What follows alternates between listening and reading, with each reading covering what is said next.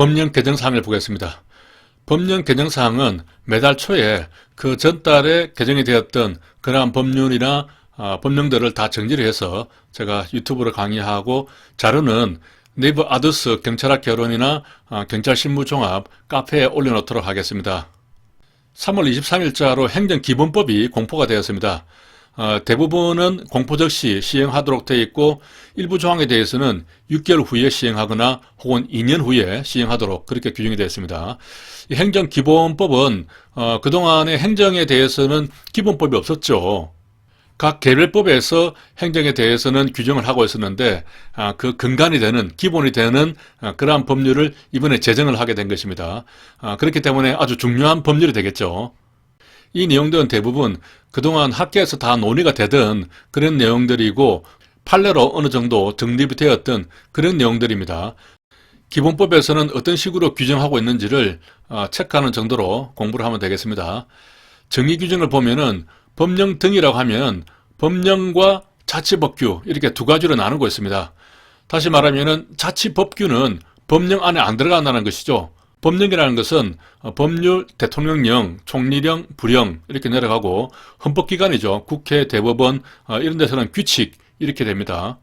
이렇게 1과 2에 위임을 받은 훈령이나 예규, 고시 등 행정규칙도 법령의 범위 내에 들어가게 되어 있습니다. 이전의 판례를 보면은 행정규칙의 형식을 갖추고 있다고 하더라도 그 상위 법령에서 위임을 받아서 그 내용을 구체적으로 규정을 하는 경우에는 법규 명령으로 볼 수 있다 하는 그런 내용이 있었습니다. 그런 취지가 여기 규정이 된 것이죠. 자, 행정청이라는 것은 행정에 관한 의사를 결정해서 외부로 표시할 수 있는 권한을 가진 국가나 지방자치단체 기관을 말하죠. 이뿐만 아니라 그 권한을 위임이나 위탁을 받은 공공단체 또는 사인, 일반 사인도 행정에 관한 권한을 위임이나 위탁을 받았다면 행정청으로 볼 수 있습니다. 처분이란 행정청이 구체적 사실에 관해서 행하는 법집행으로 공권력의 행사 또는 그 거부, 공권력의 거부가 되겠죠. 이에 준하는 행정작용을 말한다 이렇게 규정을 하고 있고, 제재처분이라는 것은 의무에 위반하거나 의무를 이행하지 아니했을 때 그때 부과하는 어떤 불이익한 처분을 말하는데 여기서 행정상 강제는 제외한다 이렇게 되어 있습니다. 행정상 강제는 어떤 것이 있죠? 경찰 행정법 공부하다 보면은 경찰 강제라는 말이 있었죠. 경찰 강제에는 직접 강제와 즉시 강제가 있다. 직접 강제에는 대집, 직강 이렇게 해서 대집행, 집행벌, 직접 강제, 강제징수 이렇게 네 가지가 있었죠. 그러한 행정상 강제는 제외한다는 겁니다.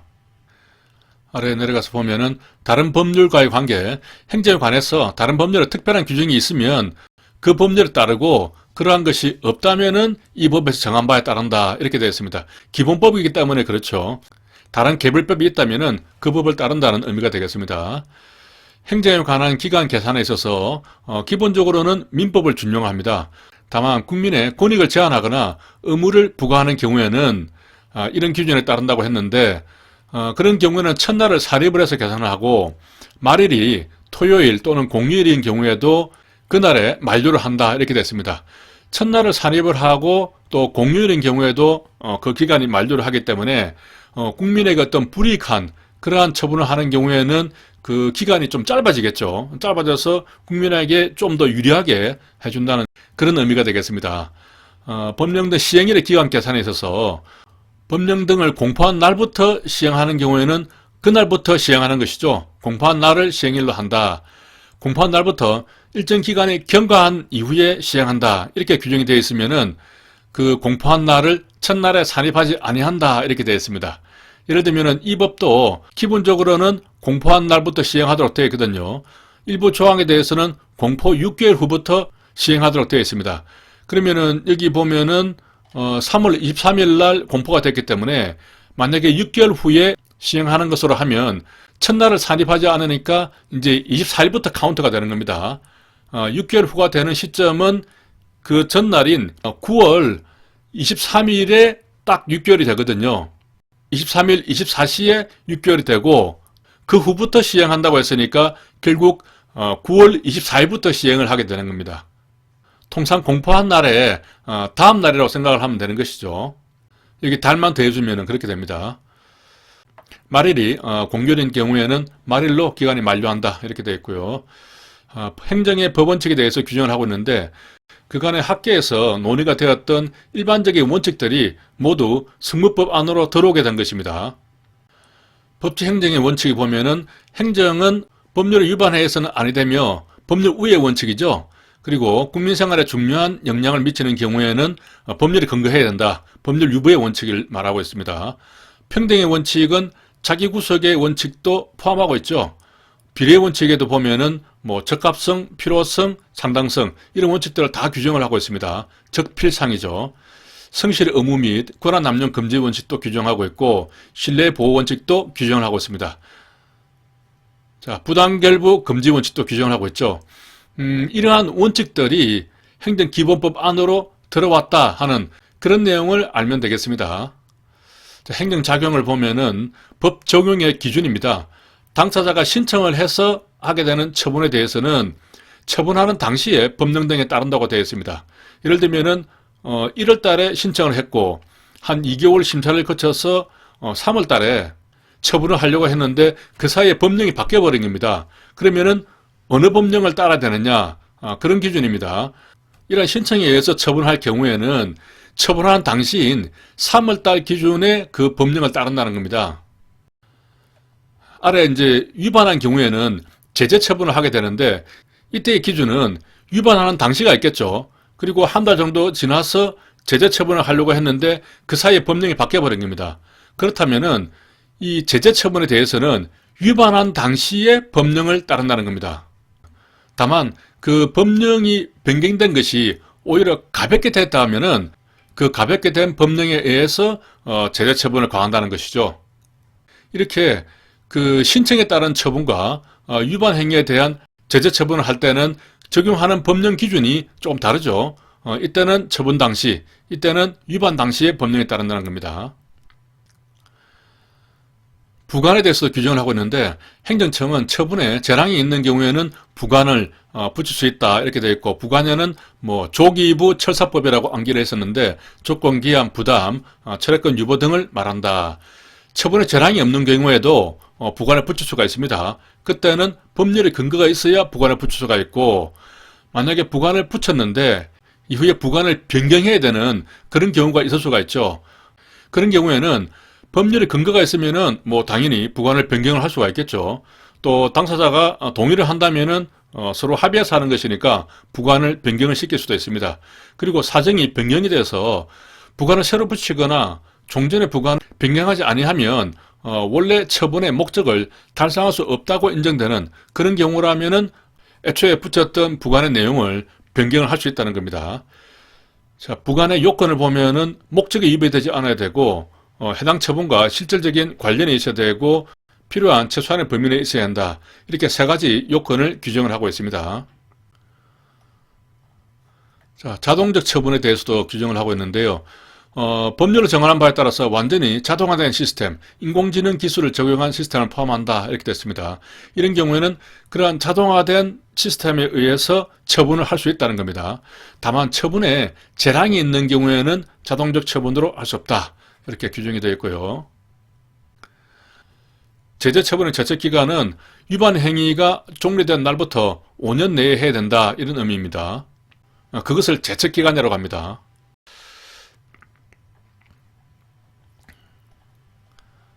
공법상 계약 이런 부분도 규정이 되어 있고 행정상 강제를 보면은 행정대집행, 이행강제금의 부과 이렇게 되어 있죠. 이행강제금이 집행벌하고 같은 의미입니다.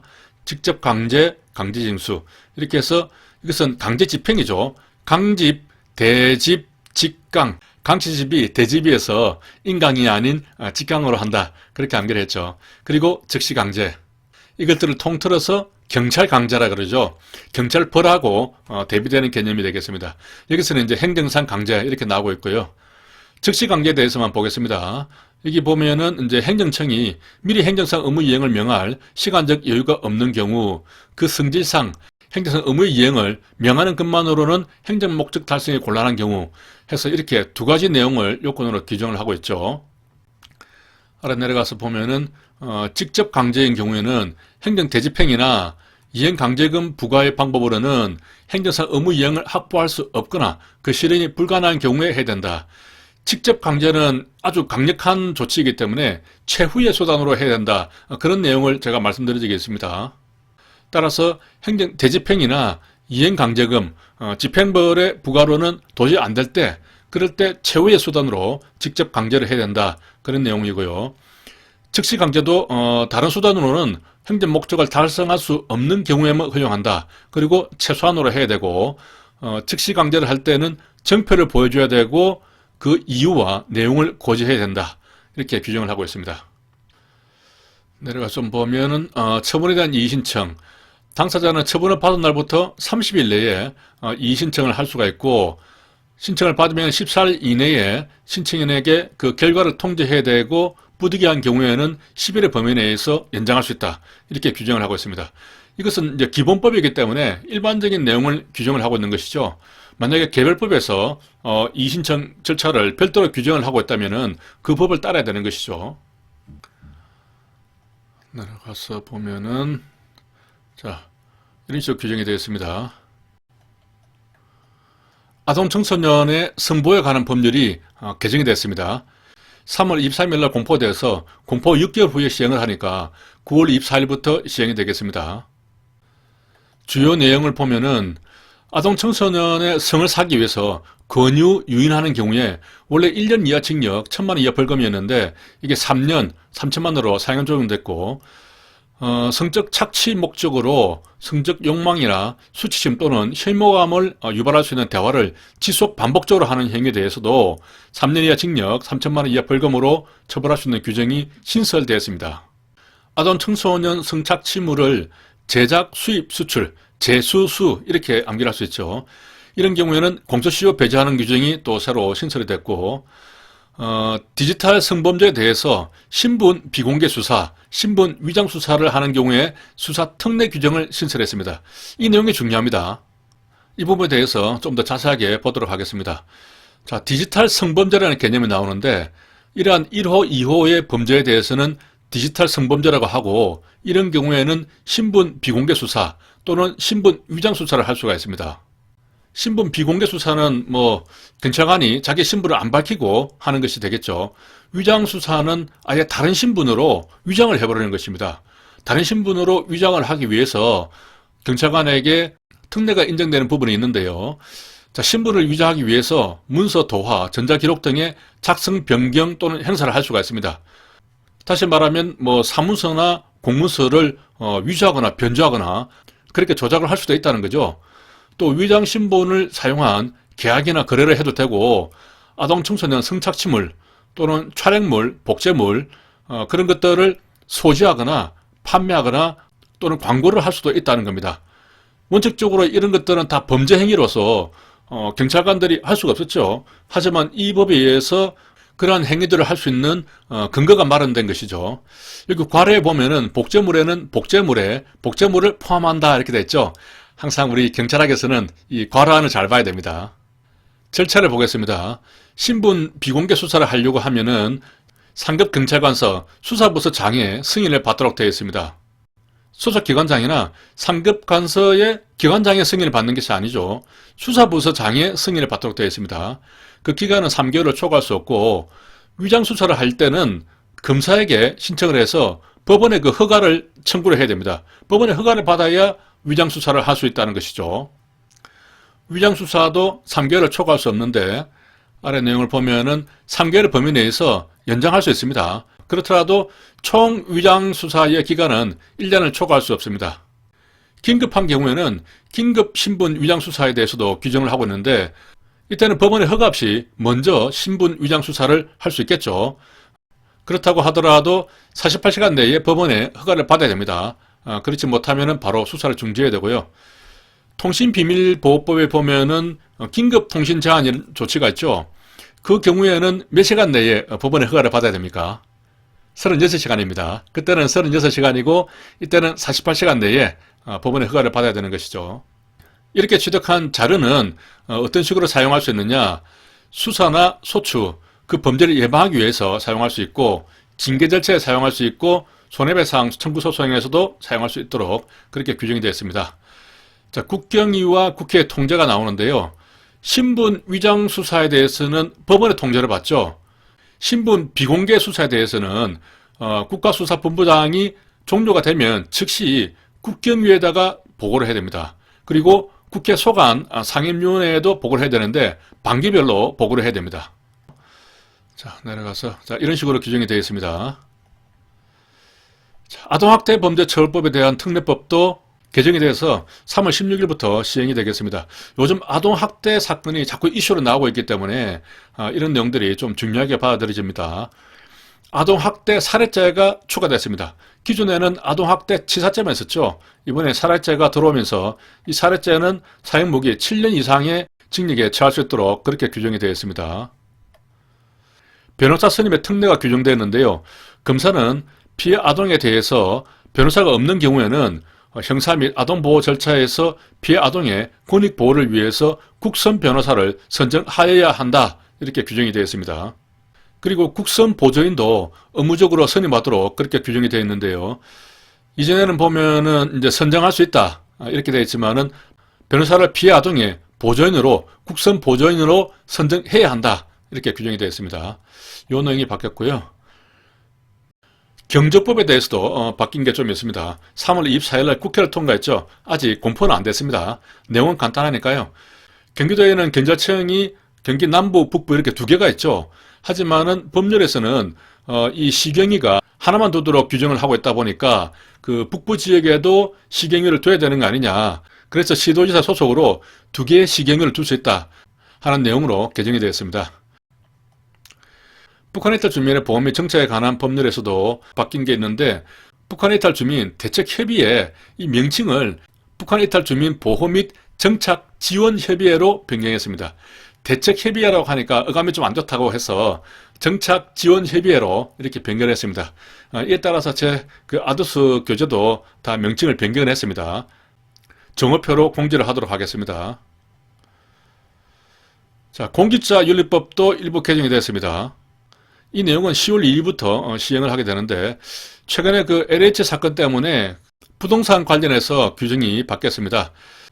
재산 등록 의무자에 한국토지주택공사 등 부동산 관련 업무나 정보를 취급하는 그러한 공직 유관단체의 직원들도 이제 재산 등록을 하도록 그렇게 규정이 됐습니다. 아래를 보면은 재산 등록을 할 때 대통령령으로 정하는 그러한 특별한 사람들은 부동산에 대해서 좀 더 소상하게 그런 내용들을 재산 등록해야 된다 하는 뭐 그런 내용들이고요. 자, 공직자 본인 및 그 이해관계자가 관련 업무 분야 또는 그 관할에 부동산을 새로 취득하는 것을 제한할 수 있는 그런 규정이 새로 들어왔습니다. 공무원이 자신의 그 업무 분야라든가 혹은 근무하는 그 관할 내에 부동산을 새로 취득하는 것을 못하도록 하는 그런 제한을 둘 수 있다 하는 내용이 되겠습니다. 이런 제한을 하려면 좀 엄격한 절차를 거치도록 그렇게 규정이 되어 있습니다. 자, 다음 또 개정 법령을 보면은 스토킹 범죄에 처벌등에 관한 법률이 새로 만들어졌습니다. 공포 6개월 후니까 이번에 국회만 통과가 됐고 아직 공포가 안 됐죠. 공포가 되면은 시행이 되는데 보통 공포하는 데까지 한 달 정도 걸리더라고요. 그러면 아마 10월쯤에 이 법률이 시행될 것 같습니다. 이 법률은 아주 중요한 법률이죠. 나중에 공포가 되면 자세하게 설명을 하도록 하겠습니다. 주요 내용은 스토킹 범죄를 저지른 사람에 대해서 3년의 징역, 3천만 원 이하의 벌금에 처할 수 있도록 하고 흉기나 위험한 물건을 휴대를 했다면 5년 이하 징역 이렇게 들어가게 되겠습니다. 지금까지 스토킹 범죄는 경범죄처벌법에서 지속적 괴롭힘 이렇게 해서 10만 원 이하의 벌금가로 처벌을 하고 있었죠. 이 법률의 제정으로 처벌이 강화됐습니다. 통합방위법에서도 하나가 개정된 것이 있는데요. 정보센터 및 합동정보조사팀의 운영 이 부분이 신설됐습니다. 대공정보 업무에 관해서 국정원, 군, 경찰, 지자체 등으로 구성된 지역 단위의 정보센터를 비상설 기구로 설치 운영할 수 있다 하는 내용이 있고 적의 부대나 용원의 출현, 그 밖에 대공 혐의 상황이 발생했을 때는 1차적으로 신문하기 위해서 합동정보조사팀을 설치 운영할 수 있다 하는 그런 내용이 신설이 되었습니다. 출국관리법에 보면은 출국 금지를 할 수 있는 경우에 기소 중지되었거나 뭐 도주 등 이런 경우는 3개월 이내에 출국 금지를 할 수가 있었죠. 이때 이제 기소 중지란 말이 나오는데 이제는 경찰도 수사를 종결할 수 있는 그런 권한이 생겼기 때문에 그에 따른 법률의 개정입니다. 따라서 이제 기소 중지 또는 수사 중지, 피의자 중지로 한정한다 이렇게 되어 있습니다. 수사 중지는 우리 경찰에서 하는 것이고 기소 중지는 검찰에서 하는 것이죠. 이런 식으로 기존에 기소 중지라고 이렇게 나와 있는 법률들은 대부분 기소 중지 또는 수사 중지 이런 식으로 변경이 됐습니다. 밑에도 마찬가지고요. 자, 내려가서 통신비밀보호법도 그 내용 때문에 이렇게 개정이 됐습니다. 법 전문상에는 조금 복잡하게 이렇게 규정이 되게 되었습니다. 여기는 이제 공수처가 들어오면서 관련된 내용이 규정이 되었고요. 경찰관의 정보 수집 및 처리 등에 관한 규정입니다. 대통령령으로 규정이 되어 있고 3월 23일날 공포가 되었습니다. 정보활동의 기본 원칙을 보면은 정보활동이라 한다. 국민의 자유와 권리를 보호할 것을 목적으로 해야 되고 필요 최소한으로 해야 된다 이렇게 되어 있습니다. 정보활동과 관련해서 다음 각호의 행위를 해서는 안 된다라고 하면서 정치 관여 안 되겠죠. 개인 동향 파악 안 되겠죠. 상대방의 명시적 의사에 반해서 자료 제출이나 의견 표명을 강요하는 행위, 뭘 강요한다 이런 것은 안 되겠죠.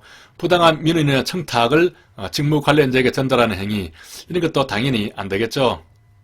이것은 부정청탁금지법에 나오는 얘기 같은데요. 지금까지 보면은 보통 우리 정보 행사들이 뭐 이런저런 일들을 좀 많이 했죠. 자, 직무상 알게 된 정보를 누설하거나 개인의 이익을 위해서 사용한다든지 이런 것은 당연히 안 되겠죠. 직무와 무관한 비공식적인 직함을 사용하는 행위.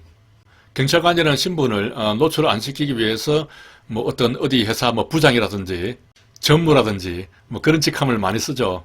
그런 비공식적인 직함을 사용하는 행위를 금지하고 있습니다. 정보 수집의 이제 구체적인 범위를 보면은 범죄 예방과 대응에 필요한 정보, 그리고 뭐 수용자나 가석방자의 재범 방지, 피해자 보호에 필요한 정보, 이런 것들도 수입 대상 정보에 들어가 있습니다.